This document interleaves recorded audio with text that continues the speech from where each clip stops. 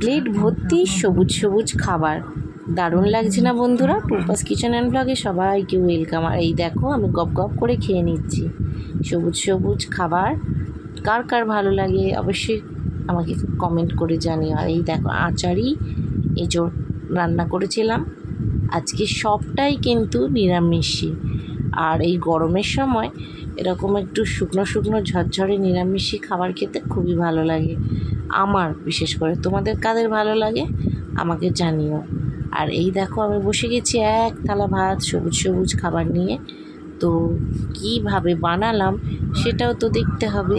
তো চলো রেসিপিটা দেখে নাও। আর আমি খাচ্ছি এক থালা ভাত। কিছু বন্ধুরা বাগান দিয়ে নিয়ে চলে এসেছে সবুজ সবুজ শাক, টাটকা শাক। এটা কী শাক তোমরা চেনো? কমেন্ট করে জানাও।